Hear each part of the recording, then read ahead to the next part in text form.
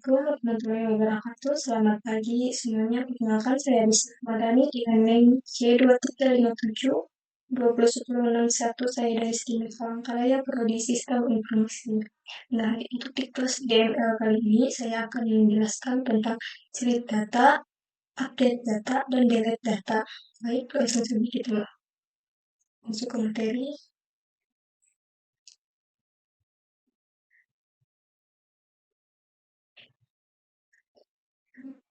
Untuk select data, data mengacu pada proses memasukkan data ke dalam tabel database menggunakan perintah insert, into, dan value. Perintah insert into digunakan untuk menambahkan data baru ke dalam tabel. Value digunakan untuk menentukan data yang akan dimasukkan ke dalam tabel. Nah, contohnya seperti ini, insert into mahasiswa. Datanya yaitu NIM, nama, prodi, angkatan. Nah, jika ini sudah dimasukkan, setelah value, di sini akan diisi dengan isian datanya. Misalkan seperti NIM, di bagian sini kita bisa masukkan seperti NIM saya C2357201061 dan lain-lain. Nah, untuk nama di sini kita sebutkan nama aku siapa seperti Desi, siapa dan lain-lain. Nah, untuk prodi karena saya sistem informasi saya masukin di sini prodi sistem informasi. Nah, untuk angkatan saya di sini bisa dimasukin angkatan berapa seperti itu. Kalau bagian ini nama prodi dan angkatan ini adalah bagian data. Setelah value ini, setelah buka kurung, ini adalah isian data yang akan dimasukkan. Seperti siapa namanya, berapa NIM-nya, prodinya apa, angkatan berapa, seperti itu. Terus selanjutnya, nah, ini adalah tujuan penelitian, menerapkan metode training yang terakhir dieksekusi dalam thread. Nah, di sini kita memerlukan yang namanya menyebut. Nah, di sini kita perlu menyebutkan nama tabel. Nama tabel data yang akan ditambahkan dibuat dalam bentuk array. Sehingga perlu disiasati dengan cara yang berbeda, tapi menghasilkan perintah SQL yang sama. Nah, seperti ini. Ini menerapkan metode chaining, dan yang terakhir dieksekusi oleh thread. Ini adalah pembuatan metode insert seperti data yang kalian masukkan. Ini contoh perintahnya, ini adalah contoh perintah yang sudah diisi. Nah, ini saya gunakan nama saya. Ini parameter yang sudah diisi data, contohnya seperti ini. Ini adalah data yang kita masukkan dan ini adalah isian datanya. Baik, untuk selanjutnya. Nah, di sini adalah untuk menambahkan data. Array yang berisi data disiapkan dari nama field dalam parameter metode insert. Nah, seperti ini tadi.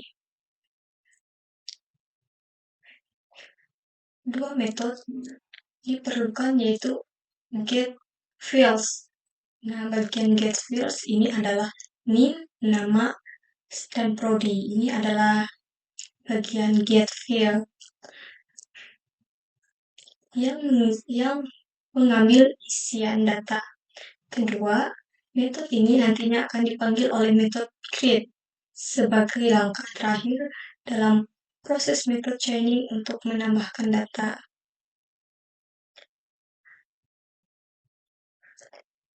Untuk bagian ini adalah bagian get fields. Mohon maaf, ini adalah bagian get fields. Nah, untuk get and trace Nah, kalau get address yaitu isian data yang akan kita masukkan. Baik.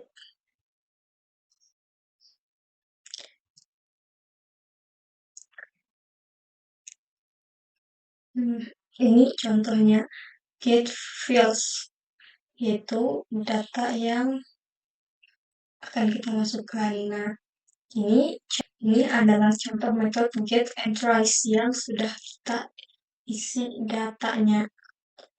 Nah, bisa dilihat di sini public function create fields ini. Get fields adalah nama datanya dan dollar address. Get address ini adalah bagian isian datanya. Seperti yang kalian lihat, insert itu nama contohnya di sini bisa kita tuliskan name ataupun nama. Nah, setelah query fields value, kita bisa setelah value kita masukkan isian datanya seperti berapa NIM-nya, siapa namanya, dan lain-lain.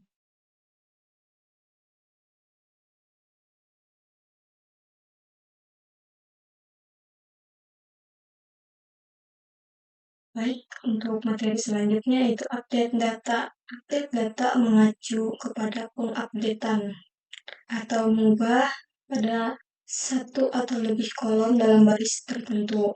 Berdasarkan kondisi yang diberikan, perintah yang digunakan akan update, set, where, dan update digunakan untuk memperbarui. Nah, jadi di sini update itu untuk memperbaharui atau mengubah data yang ada. Biasanya diikuti nama tabel. Set menentukan data yang akan diperbaharui dan data baru yang akan diberikan. Berisi field dan isi datanya. Where menentukan data yang akan diperbaharui supaya perubahan tidak terjadi di seluruh data. Berisi kata kunci atau kode tertentu. Nah, contohnya seperti ini, update set.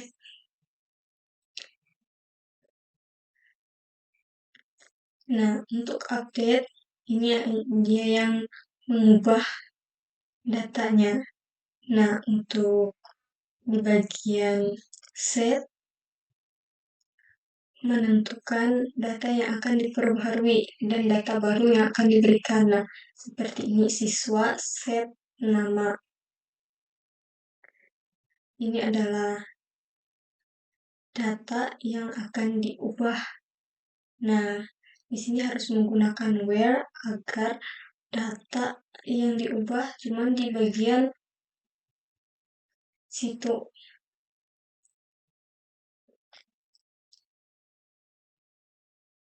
Nah, contohnya seperti ini. Menerapkan metode chaining dan terakhir dieksekusi adalah set.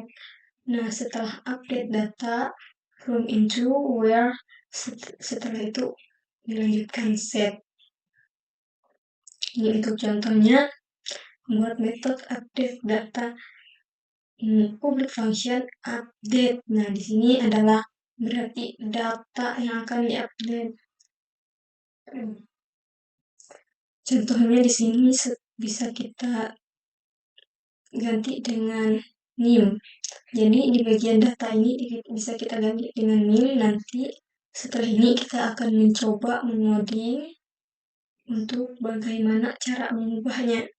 Nah, untuk coding yang kita kerjakan pada hari ini tidak bisa berjalan, cuma saya akan memberitahu saja.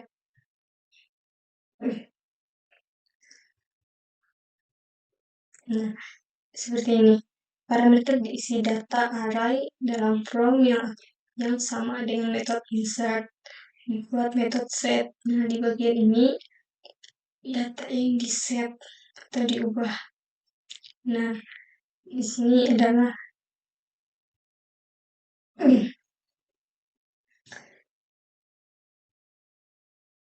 bagian-bagian data yang diubah. Untuk selanjutnya yaitu delete data. Data mengacu pada penghapusan data dalam database perintah yang digunakan oleh delete from and where. Delete from digunakan untuk menghapus data tertentu dalam tabel. Biasanya diikuti nama tabel. Where menentukan data yang akan diperbarui supaya perubahan tidak terjadi di seluruh data berisi kata kunci atau kode tertentu. Nah, contohnya seperti ini.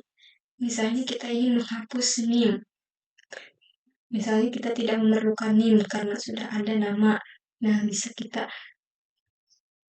buat seperti ini. Nah, untuk contohnya, nah, untuk update from into where delete. Nah, untuk update ini, bagian mana ini akan kita update from into where. Nah, bagian delete adalah di bagian bawah.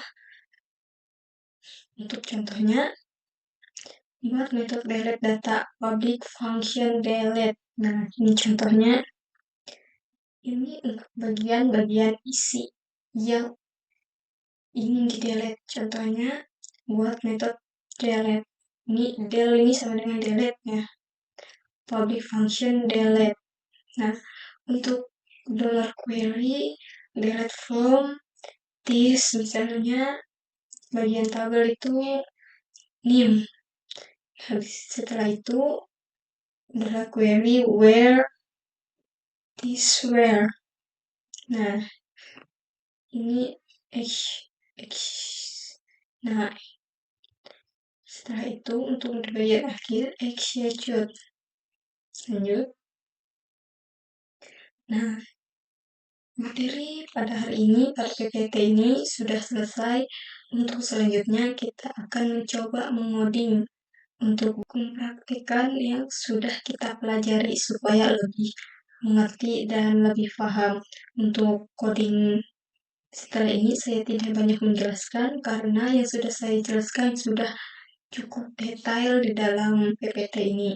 Baik, langsung saja kita masuk ke Notepad++. Data yang DML PHP kemarin bisa kita lanjutkan. Nah, untuk selanjutnya bisa langsung masuk ke file dml.php yang sudah kita buat sebelumnya. Bisa dilanjutkan dengan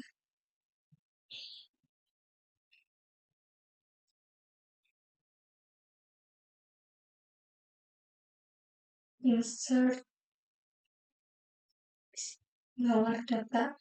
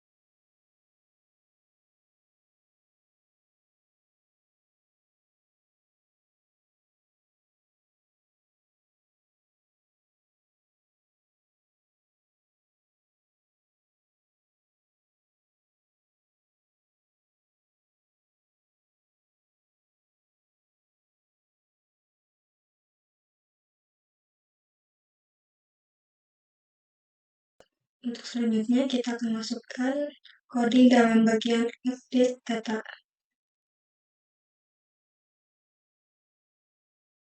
Nah, baik, langsung saja untuk bagian update data kita masuk.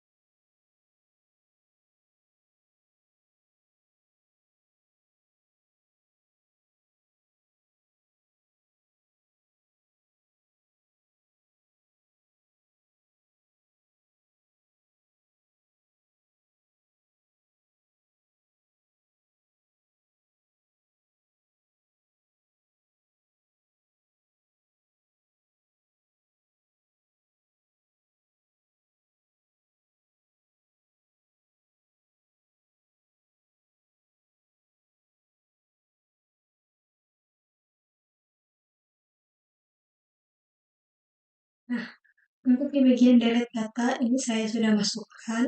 Kalian bisa lihat di sini seperti yang ada di PPT tadi yang sudah saya jelaskan. Ini coding setelah kita masukkan. Nah, sekian video dari saya. Jika banyak kekurangannya, saya mohon maaf yang sebesar-besarnya. Semoga video ini bisa bermanfaat untuk teman-teman sekalian, untuk menjadi ladang ilmu yang baru. Dan saya ucapkan juga terima kasih yang sudah nonton. Wassalamualaikum warahmatullahi wabarakatuh. Sampai jumpa di video berikutnya.